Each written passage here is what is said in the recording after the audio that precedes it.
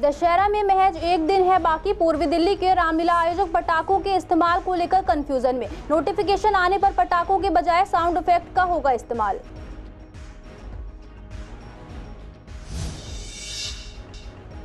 Dilshad garden pandal में भक्ति और उत्साह का माहौल। दुर्गा पूजा के दौरान सांस्कृतिक कार्यक्रम और प्रतियोगिता हुई आयोजित। कार्यक्रम के बाद प्रतियोगिताओं को मिले पुरस्कार।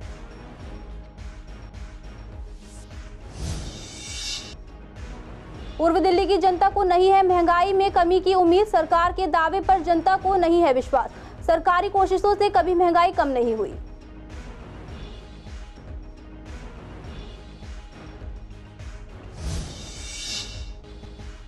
पूर्वी दिल्ली में कुत्तों की संख्या बनती जा रही है समस्या। एमसीडी का दावा, कुत्तों की संख्या रोकने के लिए तेजी से की जा रही है नसबंदी। लोगों का कहना, कुत्तों की नसबंदी के लिए नहीं आती है एमसीडी की गाड़ी।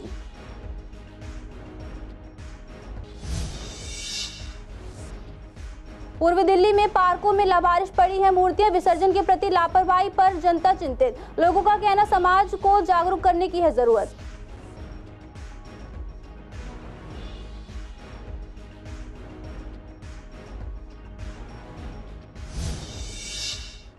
नमस्कार, आप देख रहे हैं सीसीएन लाइव। मैं हूं आपके साथ खुशी श्रीवास्तव। स्वागत है आपका हमारे खास कार्यक्रम पूर्वी दिल्ली खास में। बुलेटिन की शुरुआत करते हैं कुछ खास खबरों के साथ। दशहरे में महज एक दिन बाकी है, लेकिन पटाखों पर बैन का नोटिफिकेशन अभी तक जारी नहीं हुआ। ऐसे में पूर्वी दिल्ली की रामलीला कमेटियां पटाखों के इस्तेमाल को लेकर कंफ्यूजन में नजर आ रहे हैं। कंफ्यूजन इस बात को लेकर है कि रावण के पुतले में पटाखों का इस्तेमाल हो या ना। इसी को लेकर सीसीएन संवाददाता विवेक पठाने ने पूर्वी दिल्ली की अलग अलग रामलीलाओं के आयोजकों से बात की। पूर्वी दिल्ली के डीडीए ग्राउंड में हो रही भव्य रामलीला सोसाइटी के प्रधान सतीश लूथरा ने बताया, अभी तक दिल्ली सरकार पटाखों के बैन को लेकर कोई भी नोटिफिकेशन जारी नहीं किया है और अगर दशहरा तक नोटिफिकेशन नहीं आएगा तो रावण के अंदर बम जलाए जाएंगे। उन्होंने ये भी जानकारी दी कि अगर नोटिफिकेशन जारी होता है तो रावण दहन नोटिफिकेशन के मुताबिक किया जाएगा। इसी को लेकर झिलमिल की रामलीला समिति के प्रधान सुधीर ग्रोवर ने बताया कि नोटिफिकेशन का इंतजार सभी रामलीला कमेटियों को है। नोटिफिकेशन के मुताबिक ही रावण दहन किया जाएगा। उन्होंने आगे जानकारी दी कि अभी तक रामलीला समिति ने साउंड इफेक्ट की मदद से लंका दहन और ताड़का वध किया। साउंड इफेक्ट के जरिए ही दशहरे का महापर्व मनाया जाएगा। वहीं अगर नोटिफिकेशन में ग्रीन पटाखों की इजाज़त मिलेगी तो हम ग्रीन पटाखों का इस्तेमाल करेंगे। ये रामलीला 1963 में शुरू हुई थी और 61 साल हो गए इस रामलीला होते हुए। तो रावण की कितनी हाइट रह सकती है? रावण की हाइट 45 फुट 50 फुट। जब तक ऐसा कोई नोटिफिकेशन नहीं आया तब तो कुछ नहीं करेंगे हम लोग। सिर्फ साउंड इफेक्ट दे के बम पटाखों की आवाज़ छोड़ के पब्लिक को करेंगे, खुश करेंगे बस। देखो, अभी तक तो कोई नोटिफिकेशन आया नहीं है। हमने कल जैसे लंका दहन की थी उसमें भी रावण में वो पुतले में लगाए थे, लंका में बम लगाए थे। और देखो, बिना बम के ना कोई भी चीज़ जैसे रावण के पुतले हो गए या लंका दहन हो गई, बच्चों को अच्छा ही जब लगता है जब उसमें से आवाज़ आती है। तो हम चाहते हैं कि बच्चों का मन लगा रहे और एलजी साहब से गुहार करते हैं कि भाई साहब अभी नोटिफिकेशन ना दें कोई भी, ये रावण के पुतले दहन हो जाए। चाहे तो आगे या को लगे पोल्यूशन हो रहा है तो प्रतिबंध लगाएं। शारदीय नवरात्र बेहद खास होते हैं क्योंकि इनमें नवरात्र की पूजा के साथ मां दुर्गा के पंडाल लगाए जाते हैं और रामलीला का मंचन किया जाता है, जिससे हर तरफ भक्ति का माहौल नजर आता है। वहीं बंगाली समाज में दुर्गा पूजा के पंडाल में मां की पूजा के साथ साथ अन्य सांस्कृतिक कार्यक्रम और प्रतियोगिताएं की जाती हैं। दिलशाद गार्डन स्थित दुर्गा पंडाल में आज के दिन सप्तमी की तरह मनाया गया, जिसमें महिलाओं ने अपने घर में भोजन बनाकर मां को भोग लगाया और फिर सभी भक्तों को बांटा गया। साथ ही पंडाल में हर वर्ग के बच्चों के लिए ड्राइंग कंपटीशन भी आयोजित किया गया, जिसमें कई बच्चों ने हिस्सा लिया और प्रतियोगिता के बाद इन बच्चों को प्राइज भी दिए गए। ये एक्चुअली हम लोग का पूजा शुरुआत होता है महाषष्ठी से और आज है महासप्तमी। ये दूसरा दिन है पूजा का हमारा। और ये हम लोग जैसे सुबह हम लोग माँ का जो है ये अपना शुरुआत होता है, ये जो पूजा का शुरुआत में उसमें हम लोग पूजा करके माँ का जो एक मूर्ति है, मूर्ति को हम लोग क्या बोलते हैं उसको बोधन करते हैं। हाँ, उसके बाद फिर हम लोगों ने पूजा स्टार्ट करते हैं। पूजा जैसे पूजा होने के बाद फिर पुष्पांजलि होता है। पुष्पांजलि के बाद फिर हम लोगों ने भोग डिस्ट्रीब्यूशन करते हैं, प्रसाद देते हैं। फिर हम लोग एक हवन होता है। हवन होने के बाद फिर हम लोग माँ का भोग अलग से बनवाते हैं, जिसको हम लोग मूल भोग बोलते हैं। यहाँ करीब अभी 300 लोग मौजूद हैं। अभी 1 घंटे बाद हमारी भंडारा होगी, उसमें का 1000 लोग के करीब आएंगे आज। और दूसरा, सुबह से पूजा शुरू हो गई अभी देख रहे हैं अंजलि भी हो गई और प्रसाद भी दे रहा है। अभी हमारे बच्चों की कंपटीशन भी साथ में हो रहा है, ड्राइंग कंपटीशन, इधर हिट द विकेट, मतलब पूरा दिन की प्रोग्राम आज से शुरू है। तो माइके आते हैं तो ढाक ढोल बजा के हम लेके आते हैं, फिर ढाक ढोल बजा के हम विसर्जन करके उनको घर पहुंचा के आते हैं। तो घर पे जब बहू आती, जब लड़की आती है ना, वो सिंदूर पड़ा के जाते हैं, जो मतलब शादीशुदा औरत है, और वापस में भी पहनाते हैं ना। वही रिचुअल्स यहाँ पे ऐसे घर के लड़की है, घर पे आई है, वो वापस अपने ससुराल जा रही है, ये मान के हम लोग करते हैं। एज ग्रुप मतलब लगभग बिलो क्लास 1 से स्टार्ट होता है, उसमें केजी यूकेजी के बच्चे भी होते हैं और 11 तक के और 11 के ऊपर के लोग भी पार्टिसिपेट कर सकते हैं। कोई खास टॉपिक दिया गया है या फिर? टॉपिक सबके लिए अलग अलग होता है, हर क्लास के हिसाब से अलग अलग टॉपिक होते हैं। जैसे अलग अलग क्लास में जो भी उनकी अंडरस्टैंडिंग होती है उसके हिसाब से हम अलग अलग टॉपिक देते हैं। कितने इसमें बच्चों को करिकुलर में भी एनकरेज किया जाता है और पूजा तो होती है, सब मिला के होता है? नहीं, कुछ भी, जैसे हमने डेली लाइफ पे भी दिया है, फ्रूट बास्केट भी दिया है, दुर्गा पूजा के ऊपर भी दिया है, सब मिला के दिया है। तो यहाँ पे जो है तकरीबन 40 to 50 स्टूडेंट्स यहाँ पे मौजूद है जिन्होंने अपनी एक्टिविटी यहाँ पे की है और अपनी कला का प्रदर्शन यहाँ पे किया है। ऐसे ही पंडाल इनके लिए लगने चाहिए जिसमें जो है तमाम लोग यहाँ पर मौजूद हैं। आप देख सकते हैं यहाँ पे ऑडियंस भी काफ़ी ज़्यादा है और बच्चों को जो भी प्राइज़ डिस्ट्रीब्यूशन है वो किया जाता है दिवाली के दिन, जिससे कि इनका जो मोटिवेशन है और ज़्यादा बढ़ता है और इस तरीके से जो बच्चे हैं और ज़्यादा ऐसी चीज़ों में पार्टिसिपेट करते हैं और भक्ति के साथ साथ अपनी जो एक्टिविटी है, अपना जो हुनर है वो भी कहीं ना कहीं दर्शाते हैं। कैमरा पर्सन ललित कुमार के साथ सोनिया शर्मा, CCI। इन दिनों हर चीज के दाम आसमान छू रहे हैं, सब्जी से लेकर फल तक सभी चीजें महंगी हो रही हैं। ऐसे में अब RBI गवर्नर ने ये जानकारी दी है कि आने वाले दिनों में महंगाई कम हो सकती है। इसी को लेकर जब हमारे संवाददाता ने आम जनता से बात की तो उनका कहना है कि सरकार की तरफ से उम्मीद की कोई किरण नजर नहीं आती, क्योंकि इतने समय से आम लोग इस महंगाई से जूझ रहे हैं, लेकिन कोई भी नियम महंगाई कम नहीं कर सके। वहीं कुछ मानते हैं कि सरकार चाहे कुछ भी कर सकती है, लेकिन वो करना नहीं चाहती, इसलिए जमाखोरों के भी हौसले बुलंद हैं। मे बी फूड आइटम्स, अगर फूड आइटम्स बताते हैं तो ये पेट्रोल और डीजल का जो दाम बढ़ रहा है तो उसके अकॉर्डिंग नेचुरली जो फूड आइटम्स के दाम भी बढ़ रहे हैं, तो वही मेन रीज़न है। मतलब जो कन्वेंस है उसके, अगर पेट्रोल डीजल के प्राइस बढ़ेंगे तो फूड आइटम्स के भी बढ़ेंगे, क्योंकि एक बात, इस वक्त किचन में महंगा है ज़्यादातर ऑयल, मेनली ऑयल महंगा है और सब्जी तो आसमान छू रही है भाई। हम सब्जी का तो बहुत मुश्किल से सोचते हैं, स्किप तो नहीं करते क्योंकि एज अ वेजिटेरियन टमाटर यूज़ करना पड़ता है, लेकिन यह है कि क्वांटिटी कम कर दिया है। इतना जैसे पहले 3-4 यूज़ करते थे उसकी जगह 1 या 2 इस तरह से यूज़। गवर्नमेंट बातें कर रही है कि मतलब आगे कम करेंगे, उम्मीद लग रही है आपको कम होने? जी नहीं, उम्मीद नहीं है। महंगाई कम करना शायद उनके लिए भी पॉसिबल नहीं है। महंगाई तो बहुत ज़्यादा है। सबसे ज़्यादा क्या महंगा? सब्जियाँ, टमाटर 120 रुपए किलो है, पहले तो ऐसा नहीं था, इतना नहीं था। तो महंगाई बहुत ज़्यादा बढ़ गई है। अब पता नहीं, हमें उम्मीद तो है कम होने की, बट हमें नहीं लगता। हो सकती है अगर गवर्नमेंट चाहती है, साफ बात है, गवर्नमेंट चाहती है सब कुछ कर सकती है। महंगाई तो सीजनल होती है, ये नवरात्रों में जैसे आलू है, बाकी सब्जियां हैं, ये थोड़ी महंगी होती ही हैं। हाँ, जैसे नवरात्र खत्म होंगे फल और सब्जियों के दाम थोड़े कम होते ही जाएंगे, और जैसे ही सीजनल वेजिटेबल्स आ जाएंगे अपने आप दाम कम हो जाएंगे। हाँ, वो तो हर साल का है, यही रोना। जो भी गवर्नमेंट आए ये रोना है प्याज और टमाटर को लेके। ये बेसिक है कि ये बना दिया गया है, एक हवा बना दिया गया है। कर सकती भी है, नहीं भी, क्योंकि हर चीज़ अगर हम गवर्नमेंट को ही दोष दे तो ये भी ठीक नहीं है, कुछ हमारे हाथ में भी होना चाहिए। हम कैसे कम कर सकते हैं? क्योंकि जो दाम है गवर्नमेंट देखिए, जैसे ही महंगाई होती है हम चिल्लाने लगते हैं कि हाँ 100 रुपये किलो टमाटर, थोड़ा कम खर्च कर ले। हाँ, टमाटर की जगह दूसरी चीज़ों का यूज़ कर ले, है ना। टमाटर जब सस्ते हो जाएंगे तो उसको यूज़ करें। इतना ज़रूरी नहीं कि टमाटर हम नहीं खाएंगे तो हम मर जाएंगे, इतना भी नहीं है, अवॉइड किया जा सकता है। तो उस हिसाब से अगर लोग ज़्यादा खरीदेंगे अपने आप वो चीज़ महंगी होती चली जाएगी, है ना। तो उसको अगर थोड़ा सा हम कम खरीदने लगे तो अपने आप चीज़ें सस्ती हो जाएंगी। हम उसको तूल देते हैं तो इसीलिए वो महंगाई और बढ़ती जाती है। पूर्वी दिल्ली में कुत्तों की बढ़ती संख्या एक बड़ी समस्या बनती जा रही है, जिसकी वजह से कुत्तों के काटने के मामले में भी बढ़ोतरी हो रही है। ऐसे में एमसीडी का ये दावा है कि कुत्तों की बढ़ती संख्या को रोकने के लिए तेजी से इन कुत्तों की नसबंदी की जा रही है, जिससे इनकी संख्या पर रोक लग सके। इसी को लेकर हमारे संवाददाता ने झिलमिल कॉलोनी और विश्वास नगर में रहने वाले लोगों से बात की, तो उन्होंने बताया कि यहाँ कभी साल में एक बार भी एमसीडी की गाड़ी इन कुत्तों को ले जाने के लिए नहीं आती। वहीं कॉलोनियों में कुत्तों के काटने के मामले भी में कोई कमी नहीं आ रही है। लोग कई बार घर जाने में भी कतराते हैं। हम लोग तो मतलब समझ लो बच्चे बाहर निकल ही नहीं सकते। हमारे कोई रिलेटिव अगर आते हैं तो उनको डर लगा रहता है कि भाई मतलब वो इतना डर डर के घर तक आते हैं कि हम मुझे पता है कि उनको लेने जाना पड़ता है बाहर तक। पहली बात तो मुझे नहीं लगता उसकी बाइट मेन इशू है।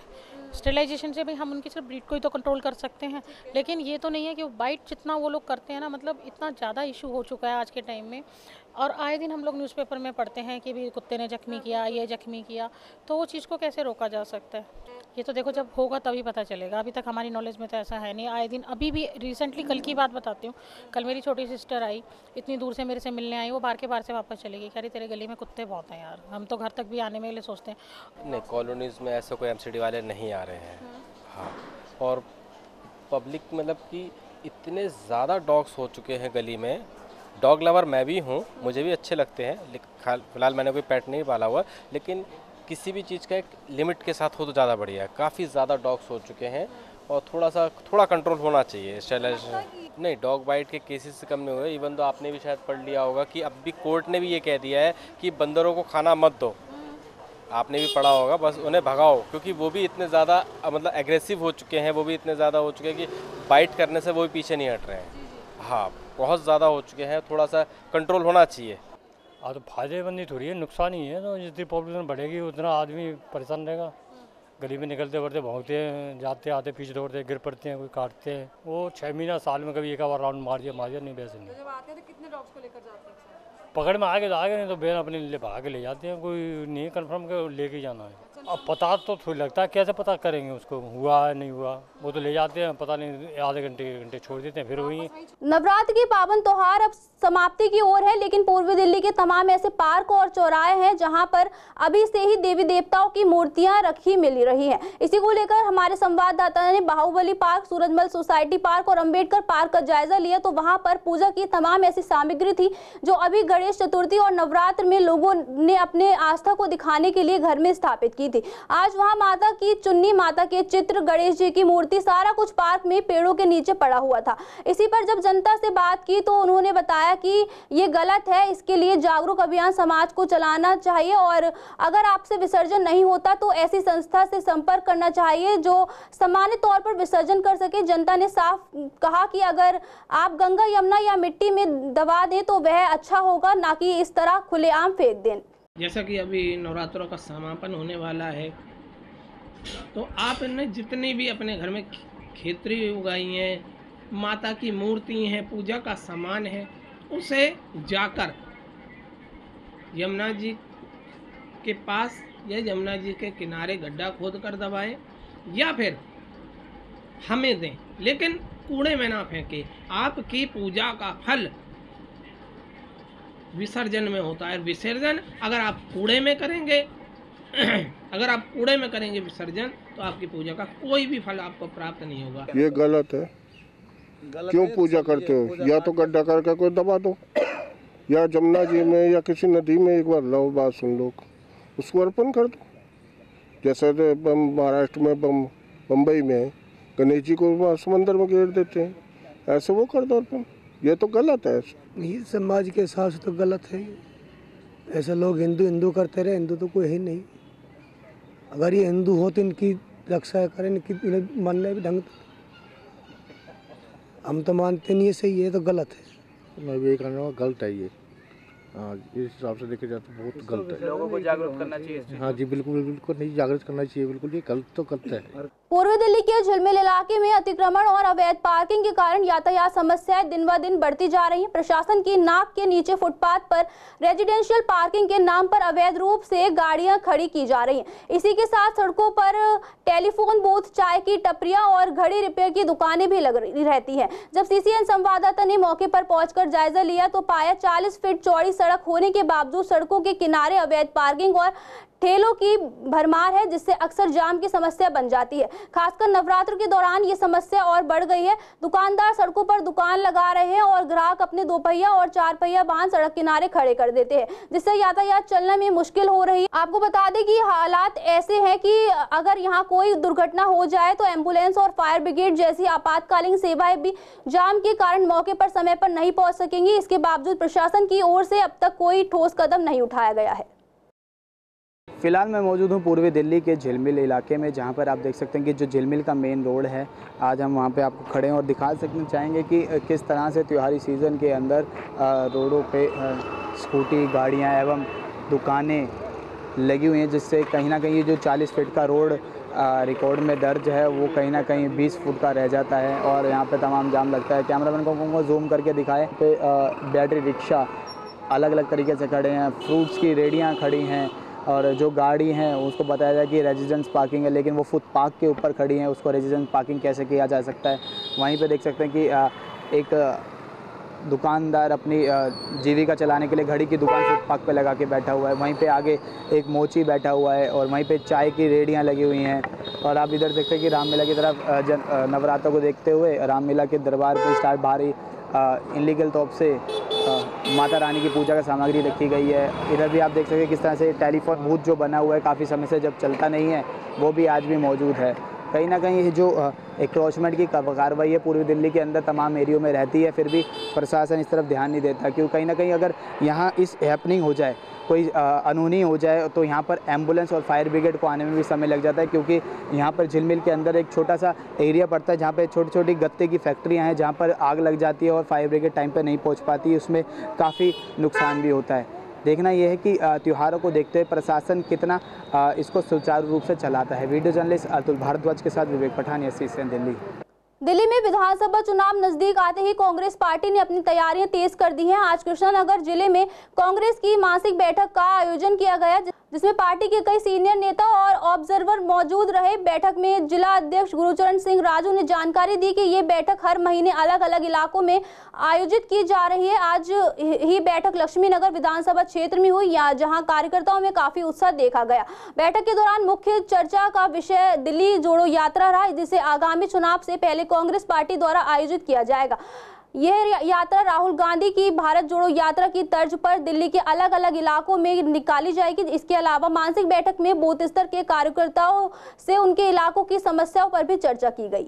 तो मासिक बैठक हो रही है, उसमें हर महीने हम ये बैठक में ये करते हैं कि जो हमारे कार्यकर्ता हैं, हम अपने इलाके में अपना क्या काम किया, हमने कैसे काम कर रहे हैं, हमारा बूथ कैसे मजबूत हो रहा है, हमारे बूथ पर कितने काम हुआ है, कितना काम नहीं हुआ है, उसके बारे में हम यहाँ चर्चा करते हैं। और हमारे यहाँ पर जो जिले से जो हमारे प्रदेश से ऑब्जर्वर है वो भी आते हैं, जो AIC से ऑब्जर्वर वो भी आते हैं। आज वो AIC से ऑब्जर्वर पिछली बार आए थे, लेकिन आज जो हमारे ऑब्जर्वर जो प्रदेश से हैं वो भी आए हुए हैं। तो इस तरह से हमारा काम चल रहा है। इस तरह से जो हमारी मीटिंग है इस तरह चलती है। 2 तारीख को हर महीने मीटिंग होती है ब्लॉकों में और 10 तारीख की मीटिंग होती है हमारे ज़िले के अंदर। तो इस तरह से मीटिंग कर रहे हैं यहाँ पर। देखिए 2020 का विधानसभा का चुनाव कांग्रेस के उम्मीदवार के रूप में यहाँ से मैंने लड़ा और ये हमारी एक विधानसभा की और ज़िले की मीटिंग है। बहुत सारे युवा और महिलाएं इसके अंदर हमारे साथ जुड़ी हैं। सबके अंदर राहुल गांधी जी की जो भारत जोड़ो दिल्ली यात्रा है उसके लिए पूरा समर्थन और सब लोग पूरी तादाद में जाएंगे। हमारी लक्ष्मीनगर विधानसभा में हम बहुत अच्छे तरीके से इस यात्रा को निकालेंगे। इससे देखिए बहुत मजबूती आएगी। आपने शायद ये देखा जब भारत जोड़ो यात्रा थी उससे हमारी पार्टी में मजबूती ही आई है और आज भी ये मजबूती आ रही है और दिल्ली में भी हमें बहुत अच्छा जो है इसका रिस्पांस मिलेगा, क्योंकि हम नारी न्याय उस पर भी चल रहे हैं, बेरोजगारी पर है। गांधीनगर से भी निकलेगी। मैं गांधीनगर सीट से आता हूँ, शास्त्री मार्ग मेरा वार्ड है और हम एकजुट होकर चुनाव लड़ेंगे। आने वाला वक्त दिल्ली में कांग्रेस का होगा। लोगों में बड़ी परेशानियां हैं, बिजली से, पानी से, सड़कों से बुरा हाल कर रखा है। ये आपस की लड़ाई में इन्होंने दिल्ली का सत्यानाश कर दिया। जो शीला दीक्षित जी ने दिल्ली बनाई थी उसका नाश कर दिया। हम लोगों का काम है कि बूथ लेवल पे हम एक एक कार्यकर्ता को जोड़ रहे हैं, जिससे कि हमारे को जो चुनाव होने वाले विधानसभा के उसमें मजबूती मिल सके। सारे ब्लॉक प्रेसिडेंट हमारे बीच आए, हमारे बीच में हमारे पांडुनगर से हमारे ब्लॉक अध्यक्ष प्रवीण शर्मा जी, हमारे शकरपुर से चंद्र प्रकाश जी और तमाम हमारे लक्ष्मीनगर और क्या नाम है किशन कुंज से सारे अध्यक्ष हमारे हैं, सारे कार्यकर्ता हैं जिला की और महिला कांग्रेस की जितनी टीम है, हम रेगुलर उनको जो है मोबिलाइज कर रहे हैं, जिससे कि हम आने वाले चुनाव में दिल्ली में कांग्रेस का परचम लहरा सकें और दिल्ली में हम अपना मुख्यमंत्री बना सकें, हमारे विधायक जिता सकें। यही हमारा सबसे पहला उद्देश्य है। चुनाव का जब परिणाम आता है तो हल्का सा कार्यकर्ताओं में निराशाजनक तो होता ही है, पर उत्साह कांग्रेसी बहुत मजबूती के साथ चुनाव में उतरेंगे दोबारा से हम लोग। कहीं ना कहीं मनोबल टूटता है, ठीक कह रहे हैं आप लोग, लेकिन अभी हमारे कार्यकर्ताओं का आज मनोबल टूटा नहीं है। देखो आज कितनी पब्लिक हमारे बीच में बैठी है, एक एक कार्यकर्ता हमारे बीच में बैठा है। यदि हमारी रणनीति मजबूत होगी तो हमें सफलता जरूर मिलेगी, है नहीं, और सभी कार्यकर्ता मजबूत होंगे, बूथ लेवल को हम मजबूत करेंगे और पूरी मजबूती और पूरी ताकत के साथ हम जो है दिल्ली विधानसभा का चुनाव लड़ेंगे। स्पेशल स्टाफ शादरा ने कृष्णनगर में हुई सनसनीखेज डकैती का मामला सुलझाते हुए कुख्यात अपराधी को गिरफ्तार किया है। गिरफ्तार आरोपी की पहचान न्यू करदमपुरी निवासी नदीम के रूप में हुई। आरोपी के पास से अपराध में इस्तेमाल की गई एक चोरी की अपाची बाइक बरामद हुई। आपको बता दें, आरोपी की गिरफ्तारी से अब तक स्नैचिंग और डकैती के 12 मामले सुलझे हैं। दरअसल 27 सितंबर पुलिस को कृष्णानगर के पास सोने की चेन छीनने की शिकायत मिली थी। शिकायतकर्ता ने बताया कि वो 26 सितंबर को विजय चौक स्थित बॉडी बैग जिम से अपने भाई मनदीप के साथ घर लौट रहा था। तभी 2 युवक आए। पीछे बैठे युवक ने तेजी से पीड़ित की सोने की चेन छीन ली। इससे पहले कि वह कुछ समझ पाते बदमाश वहां से फरार हो चुके थे, जिसके बाद पुलिस ने मामला दर्ज कर जांच शुरू की। मामले की जांच के लिए एक टीम का गठन किया गया। टीम ने घटनास्थल का आसपास लगे सीसीटीवी फुटेज पड़ताल की और तकनीकी जांच और खुफिया जानकारी के आधार पर संदिग्ध की पहचान की और गुप्त जानकारी पर आरोपी को गिरफ्तार कर लिया। लगातार पूछताछ करने पर आरोपी ने अपना जुर्म कबूल कर लिया। आरोपी की निशानदेही पर अपाची बाइक बरामद हुई। फिलहाल पुलिस अभी आगे की जाँच कर रही है। सीएम आतिशी पिछले दिनों 6 फ्लैग स्टाफ रोड बंगले में शिफ्ट हुई है। ये बंगला पहले तत्कालीन सीएम अरविंद केजरीवाल को मिला हुआ था। उन्होंने सीएम पद से इस्तीफा देने के बाद सरकारी बंगला खाली कर दिया और नए घर में शिफ्ट हो गए। इसके बाद सीएम आतिशी इसी बंगले में रहने चली गई। दिल्ली में सीएम समेत सभी विधायकों को आवास पीडब्ल्यूडी मुहैया कराती है। ऐसे में दावा किया जा रहा है कि अरविंद केजरीवाल ने घर खाली करने के बाद पीडब्ल्यूडी को कब्जा नहीं दिया। इसे लेकर हमने पूर्वी दिल्ली के कांग्रेस और बीजेपी के नेताओं से बात की, जहां बीजेपी और कांग्रेस दोनों पार्टी के नेताओं की एक जैसी राय थी। दोनों का कहना था कि ये प्रक्रिया के तहत होता है। पूर्व सीएम को बंगला खाली करते टाइम पीडब्ल्यूडी को चाबी सौंपनी चाहिए थी ताकि उसका निरीक्षण किया जा सके। अपनी मर्जी से ही वह किसी को बंगला नहीं सौंप सकते और फिर अभी मौजूदा सीएम आतिशी ने अपना मंत्री वाला बंगला भी खाली नहीं किया। ऐसे में ये तानाशाही है कि बिना परमिशन के बंगले में शिफ्ट होना। कुछ मुख्यमंत्री ऐसे गए कि जिनका टूटी चोरी हो गई, कोई वॉश बेसिन ले गया, कोई पलंग ले गया, कोई एसी उखाड़ के ले गया। तो ये एक सामान्य प्रक्रिया है। जब भी कोई व्यक्ति, चाहे वो सीएम हो चाहे मंत्री हो, तो अगर मकान को छोड़ेगा तो संबंधित डिपार्टमेंट उसकी पूरी इन्वेंट्री बनाएगा। इन्वेंट्री बनाने के बाद सक्षम अधिकारी के पास उसको उसकी चाबी सौंपी जाएगी। उसके बाद में प्रक्रिया चलेगी, जिसको अलॉट करना है करा जाएगा। ना तो उस मकान की इन्वेंट्री हुई, ना सक्षम अधिकारी को उसकी सुपुर्दगी की गई। अपने व्यक्ति को चाबी दिलवाई, उससे चाबी ले ली, चाबी लेके उसमें घुस गए। अनधिकृत रूप से मकान में घुसना और बिना सक्षम अधिकारी के उस मकान में घुसना गलत है। पहले उसकी इन्वेंट्री होगी, इन्वेंट्री के बाद में डिपार्टमेंट ये तय करेगा। और पहले उनके नाम एक मकान अभी है मंत्री होने के नाते, इसलिए ये बिना मतलब की चीज़ों का बखेड़ा करना, रोज़ सुबह शाम मीडिया में छपने की जो बीमारी लग गई है, ये इस तरह की नई नई चीज़ों को जन्म देती है। उसका एक प्रोसीजर होता है।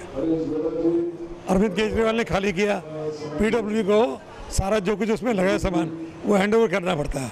उसके बाद पीडब्ल्यूडी अलॉट करती है एलजी के रिकमेंडेशन में या जो सरकार होती है उसके रिकमेंडेशन में। ऐसे डायरेक्ट एक्सचेंज कर लेना मैं समझता हूँ ठीक नहीं है। और जो ये किया है कि आतिशी को वहाँ ले आए, अरविंद केजरीवाल ने खाली किया, भाई सारी चीज़ें जो उसके अंदर हैं वो हैंडओवर करो कंसर्न अथॉरिटी को, उसके बाद वो अलॉट करेगी, उसके बाद जाके शिफ्ट करें। आज के लिए पूर्वी दिल्ली खास में इतना ही। देखते रहिए CCN लाइव।